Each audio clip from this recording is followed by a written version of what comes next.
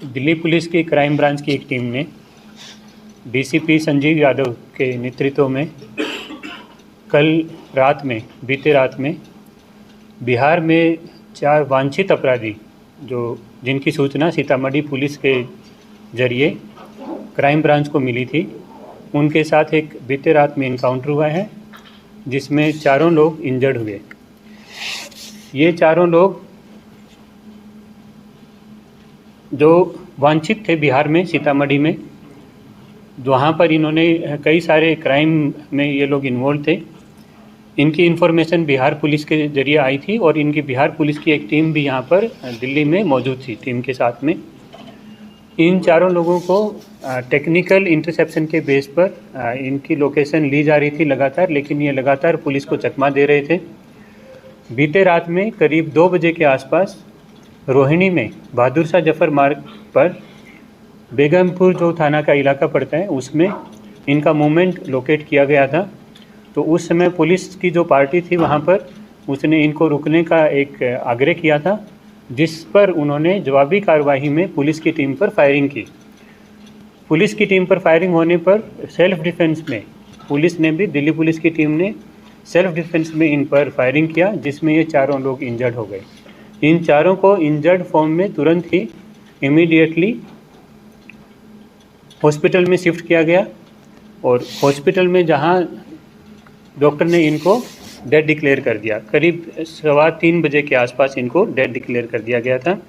इनके पोजीशन से 4 semi automatic pistol और 1 कंट्री मेड पिस्टल रिकवर हुई है। एक बोलेनो कार इनसे रिकवर हुई है और आगे की तफ्तीश इसमें रोहिणी जो थाना ज़िला पड़ता है, इसमें बेगमपुर थाना पड़ता है, रोहिणी ज़िला का जो डीसीपी के नेतृत्व में अभी आगे की तफ्तीश इसमें जारी है और बिहार पुलिस के सीनियर अधिकारियों को भी इसमें इन्फॉर्म कर दिया गया है। जो 4 आदमी जो मरे हैं उनके नाम रंजन पाठक हैं। ये पिछले 3 महीने में जो बिहार पुलिस से मिली सूचना के आधार पर पिछले 3 महीने में 5 बड़े ही ड्रेडेड मर्डर के केस वहाँ पर इंसिडेंट हुए हैं, मर्डर और एक्सटॉर्शन के केस हुए हैं। पहला जो मुकदमा बताया गया वो बाजपट्टी थाना है, जिसमें 176 नंबर मुकदमा है। 18 जुलाई का केस बताया गया ये, जिसमें 6 गोली मारकर एक शख्स की वहाँ पर हत्या कर दी गई थी, सुपारी किलिंग थी ये भी। डुमरा थाना में 418 नंबर एक केस है जो 21 अगस्त को इसी साल अंजाम दिया गया। इसमें 5 गोली मारकर एक आदमी की हत्या की गई थी, जिसमें सुपारी किलिंग थी ये भी। एक डुमरा थाने का एक इंसिडेंट था जिसमें 462 नंबर मुकदमा दर्ज हुआ वहाँ पर, उसमें भी 3 गोली मारकर एक आदमी की हत्या की गई थी। इसमें भी सुपारी का ही एंगल सामने आया था। एक चरोत थाना है, इसमें 123 नंबर मुकदमा जो 29 सितंबर को अभी हुआ, उसमें 6 गोली मारकर एक शख्स की हत्या कर दी गई थी।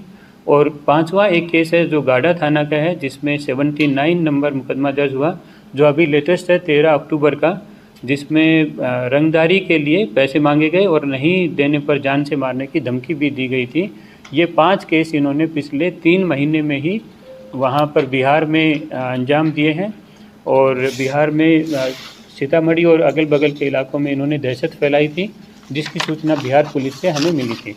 तो कल रात इस हुए एनकाउंटर में इन चारों लोगों की मृत्यु हो गई है, जो सूचना बिहार पुलिस को भी दी गई है और आगे की तफ्तीश इसमें रोहिणी जिला की पुलिस करेगी आगे।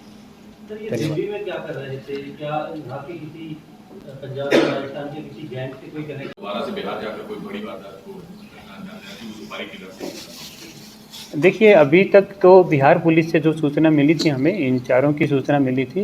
इनके जो टेक्निकल इंटरसेप्शन के भी कुछ हमें क्लू मिले थे, उसके बेस पर इनको ढूंढा जा रहा था। इनको पकड़ने की कवायद थी और पकड़ने के दौरान इन्होंने फायरिंग किया पुलिस पार्टी पर।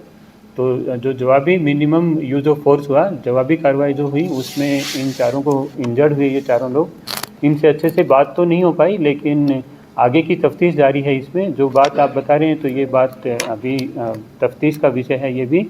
जहाँ तक बात है दिल्ली में ये कब से थे, तो ये बात भी जांच का विषय है। अभी तो पिछले 2-3 दिन का तो मूवमेंट दिल्ली में लोकेट हुआ है इनका, और फरारी काटना एक वजह हो सकती है इसमें, क्योंकि जो 1 या 2 आदमी जो बताए गए हैं इसमें, उनका एक का तो घर है दिल्ली में और दूसरे का भी घर दिल्ली में होने की कुछ जानकारी अभी मिली है।